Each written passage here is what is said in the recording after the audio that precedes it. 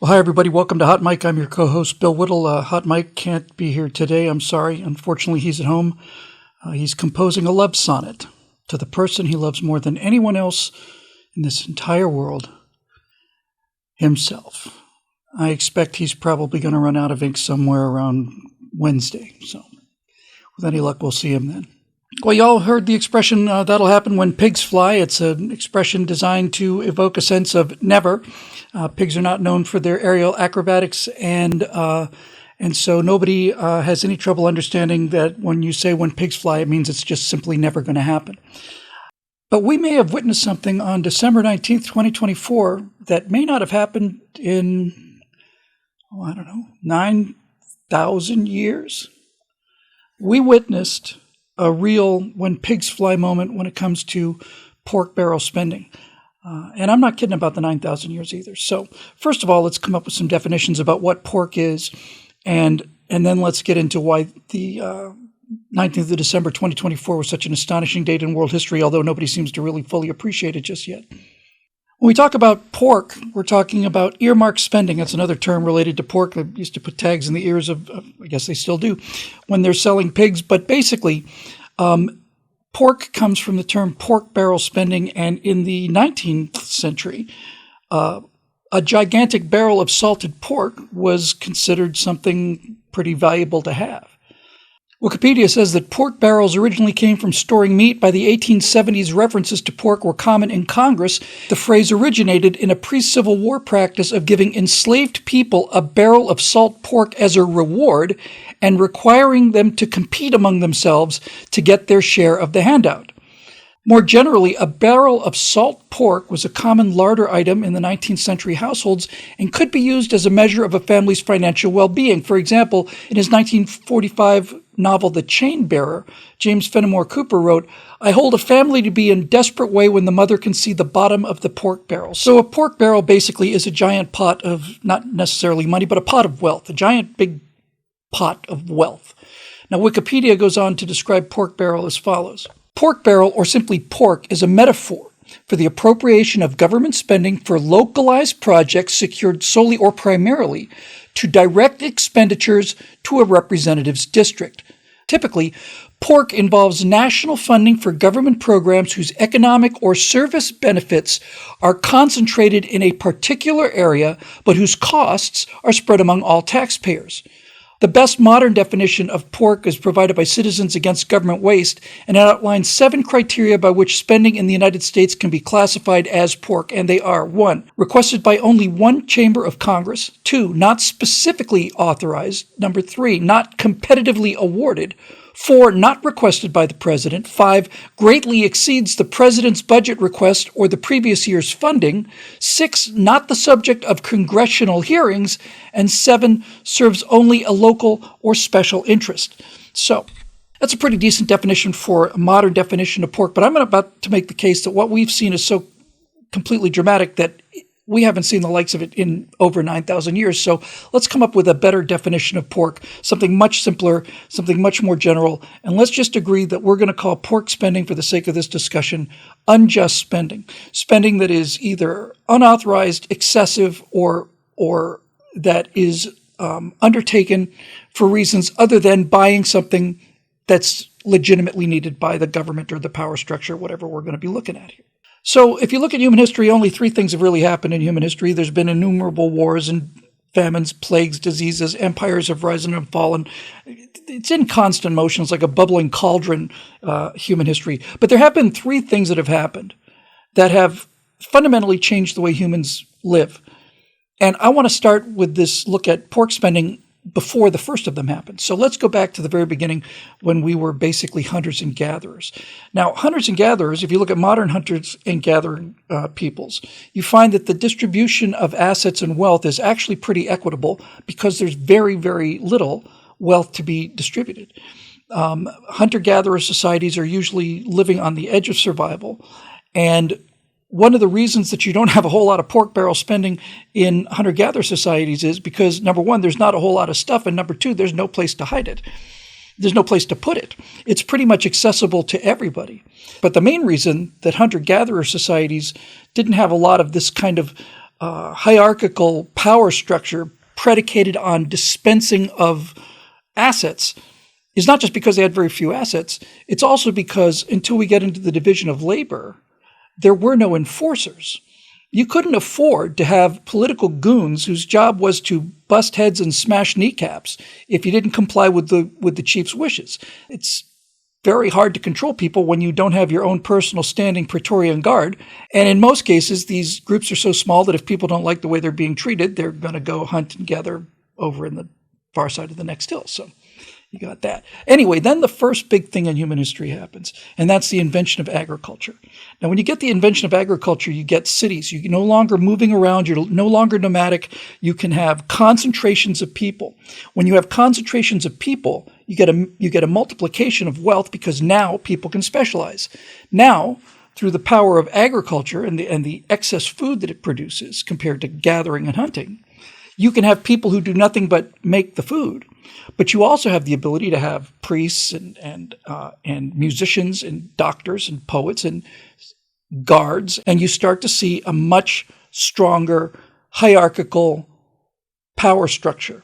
You get a king or a raja or an emir or a sultan. You get priests. You get emperors. You get all of this stuff.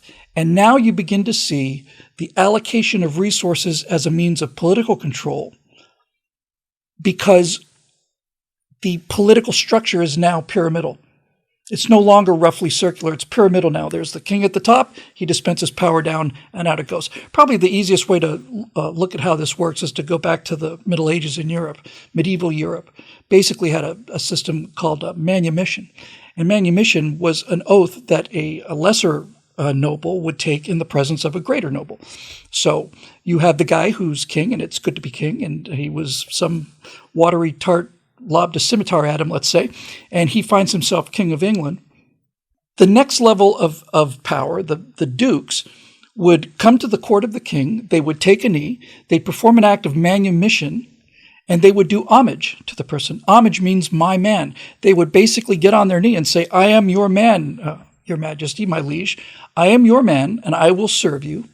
And in exchange for this, you will send me stuff. Essentially, you'll give me a piece of the pork barrel. That's how it worked. Then the dukes would go home, and they would have the same thing with the earls. The earls would come and do manumission and pay homage to the dukes, and the dukes would disperse some of that wealth and power out. Wealth and power in the medieval times basically consisted of land and the things that live on the land, namely livestock and human beings. The earls would then disperse it down to the barons would disperse it to the knights, and then the knights would basically have a small little land holding, and everybody worked for somebody else. But basically, the wealth that existed in medieval times, which was greater than existed in hunter-gatherer times, but by no means was anything like what we would call wealth today, was spread out through these chains of influence where the people on the top were going to use the resources available, land and money, gold, usually, and distribute it out preferentially to the people that they liked in exchange for service to the guy at the top of the pyramid. So that's the agricultural revolution. And by the way, bears mentioning that the Constitution of the United States was written for an agrarian people. The idea that there would be a gigantic pork barrel, a giant, enormous pot of wealth that could be distributed to people just by voting for it was actually inconceivable to the founders. That's why we didn't have better protections put in there in terms of the pork barrel spending that we've seen. But that is a perfect segue for the second big thing that's happened in human history, which was the Industrial Revolution. So once you begin to harness the power of steam using the energy that's trapped at first in coal, you can find out that if you burn coal, you can heat water. Water will produce steam. Steam produces an enormous amount of force that human muscles or animal muscles even cannot generate. And now you have manufacturing. And when you have mass manufacturing, you've now got an explosion of wealth. Because you don't have to make every chair by hand. You don't have to make every pot by hand. You have a machine that just pump, pump, pump, stamps out pots and pans. Everybody gets pots and pans. The people that make the pots and pans get more resources. They now have a more elaborate political structure. And in the case of the United States, all of a sudden, you see this enormous centralization.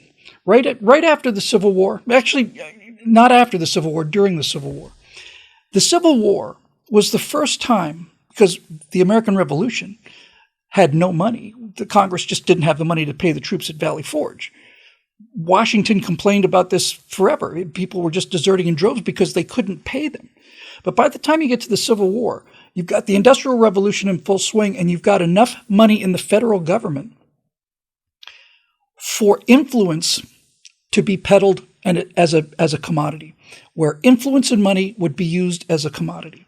For example, if you decided to go to the federal government during the Civil War, and let's say that you had a pig farm, and you could guarantee the federal government so many barrels of salted pork, during the Civil War, the need for provisions was so desperate that they would pay virtually any price you asked. In fact, there's a famous case about a Civil War speculator who met another friend of his coming out of Congress and basically pulled him over and said, "Ask any price you want to. Do not be limited by your imagination. They will pay anything. Anything. The sky's the limit. You're a sucker if you don't ask for the sky, because they'll give it to you." After the Civil War ended, you've got a richer and richer central government, and now what you've got is a situation where the only 535 people that live in an actual democracy are starting to set up a commodities market. And that's basically what happens with the Congress. 100 senators, 435 representatives, and they have the power to distribute money, the likes of which this planet has never seen. There's never been anything remotely close to what the federal government is in terms of a piggy bank. Okay, so far so good. Now, you've got one of these 535 people that live in an actual democracy, the voting members of our civilization. That'd be the representatives and the senators. And one can say to another, "I would like to get reelected. Here is $100 million allocated for a defense plant, let's say. I would like to put this defense plant in my home state of Nebraska." Well, Nebraska is a long way from both ports, and we're making ships. And I'm not entirely sure why we want to put a shipyard in Nebraska. Yes, I understand that. But we can fly the parts out or truck them out to the coast. But if we put a ship plant in Nebraska, that will create hundreds of jobs, thousands of jobs, tens of thousands, hundreds of thousands of jobs, whatever the case may be. And if I bring the jobs to the people, I'll be reelected so that I can live this life of luxury and power. And if you vote for my shipyard in Nebraska, I will vote for your vineyard operation in Alaska.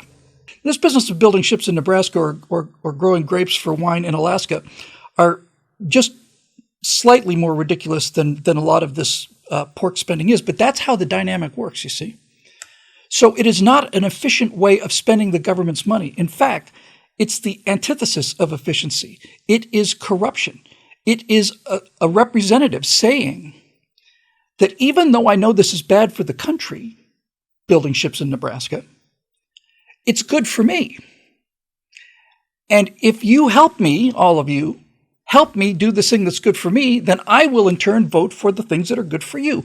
And what we end up with is this gigantic mess. Now, there is supposed to be a safeguard against this, and the safeguard is the press. The press, that watchdog that prowls around the edge of all of these corrupt, malcontent leeches and general swine that we generally elect to Congress. Their job is to look out for and find these kind of things, point it out to the American people. And the American people, in their righteous anger, will rise up and vote those clowns out of office, put honest guys in the place. But during the industrial era that we saw, when the federal government became more and more powerful, more and more rich, the different voices of individual newspapers gradually fell off to the point that when we got to the end of the 20th century, we had 3 news outlets in this country. We had ABC, CBS, and NBC News. That's where people got their news. They got it at 6 o'clock on a half-hour TV broadcast every night. And the number of newspapers, New York would have maybe 15, 20 newspapers in the 1800s. By the time you get to the 1900s, they've got 2. So as the press becomes more and more centralized, they all end up with very few exceptions, by the late 20th century, you've got a bunch of elites who all live in New York City, who all go out to the same bars afterwards, who all say the same things, came from the same journalism schools. They're absolutely identical to each other. And they have formed a priesthood that has an intimate relationship with the government priesthood. And they're no longer doing the watchdog job. And they haven't been doing it for a long time, especially if you're a Democrat. Especially, but not exclusively, but especially if you're a Democrat, because they're Democrats too. So that's the mess we find ourselves in, where we're spending $4,000 billion a year to buy a government that can't pave the roads, that pays insane amounts of money for defense programs, or for the space launch system, which is $2 or $3 billion per launch, and all the rest of this garbage, all the rest of this pork garbage. Okay, so we would be pretty much boned, except that a third thing finally happened. A third big thing happened. Now, it turned out that the information age, which is the third great age of mankind, the agricultural revolution 7,000 years ago, the industrial revolution about 350, 400 years ago, and then the information age, which I'm going to mark as being about 30 years old in the mid-1990s with the invention of the internet. Now, we have a very largely information-based economy, but we have an industrial era government and an industrial era media until December 19th of 2024. Because it's a paradox of our modern times that in this information age economy, we have an industrial age government and media up until, like I said, just a couple days ago. So what actually happened on the 19th of December that is making me make such a big deal about this? Well, what I think happened was the information age finally caught up to the government and the mainstream media. So the specifics pretty much boil out like this. Yet another continuing resolution was about to be passed that had tons of pork, included a pay raise for members of Congress, all of this stuff in a bill that was 1,500 pages long, impossible to read, intentionally impossible to read. That's how they hide the pork. Nobody can read a bill that's 1,500 pages long. Obamacare was 8 or 9 feet of pages long. It's intended to be incomprehensible. Everybody puts their hand into the pork barrel, grabs a couple of fistfuls, pulls it out, writes down something about what it's being spent for. It goes into this encyclopedia of legalese that no one can read or understand, and then everybody votes for it because they maintain their power structure that way. Well, all of a sudden, something happened. Elon Musk, I've heard anecdotally with the help of AI, because it's going to take AI is the only thing that's got time enough on its hands to read these actual things, where basically took a look at the spending congressional resolution, the spending bill, and said this is all garbage. They snuck themselves a pay raise in there that most Americans don't think they particularly earned, among other things. And all of the junk and all of the stuff that has been business as usual, that has been the iron rice bowl, it's impossible to break, there's no way to stop it. Pork spending will end when pigs fly. And then, once it was identified, on the day of the vote, by the way, Mr. Musk, who has a certain number of followers on X, formerly Twitter, puts out a number of tweets, because I can't really say X's, explaining just how bad this bill is and listing specific examples. And then what happened was the phones in the congressional offices in Washington started ringing off the hook, and people were very, very angry. And they were saying, if you vote for this bill, we will primary you out of there. Your hope of continuing the grip on power and influence selling is going to be cut off if you agree to this particular case of power and influence selling. No, it scared him. How badly did it scare him? Well, we rarely in the political commentary business do we have the kind of visual aids to show how strongly a change in attitude and intention can be. We scared them so badly that the spending bill went from the one on the left to the one on the right. The general numbers went from 1,500 pages to about 115. Turns out that of the 1,500 pages, you only needed about 115 pages of actual spending. That's how much bloat there is in this unregulated commodities market of pork. And What we saw on December 19th was an example of the information age in real time influencing the outcome that had been predicted to have been impossible. It was a when pigs fly event. This entire industrial era government has survived, is predicated on its entire purpose for being there is to trade money and influence for political power. So the congressman votes the project in, produces jobs, people vote for him, he gets kickbacks in other ways, in terms of campaign contributions in exchange for bringing money and jobs and whatever the case may be. So this is what feeds the political animal's mindset. This is what makes these little rodents get up in the morning, is this idea that I get to live this life where I'm called the honorable gentleman of this and great state of that, and I get all these free trips and I get all this money and respect, and I could never do that on my own if I had to go out and work for it. Are you kidding? All I have to do is knock on a few doors, get elected. Once I'm elected, my chance of getting reelected is very high. And what happened on December 19th was these people looked out their windows and they saw the angel of death flying over the city of Washington, the angel of death being, you're not going to be in elected office if you vote for this thing. So they ran for the hills. Elon Musk is right. We are the media now. And that's why the media and the government, the elected officials plus the immortal bureaucracy, that's why the swamp creatures are so lathered up about this.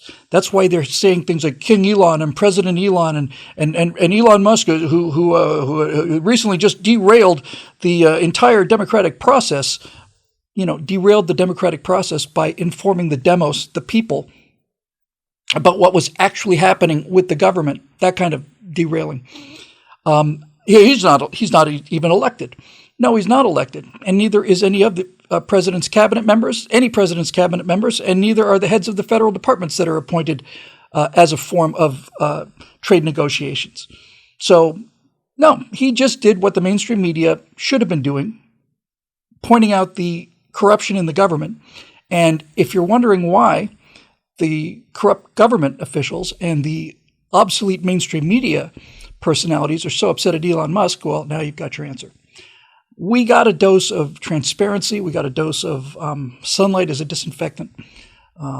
X did the job that the free press had abdicated and squealed, if you'll pardon the expression, to the American people about what was actually going on behind closed doors. It's glorious. Who would have thought that buying Twitter may have saved the republic? I thought you might have had to buy all of them, but it turns out no. You only need one. You only need one honest, open avenue of free speech, and you can make pigs fly. We'll see you next time right here on Hot Mic.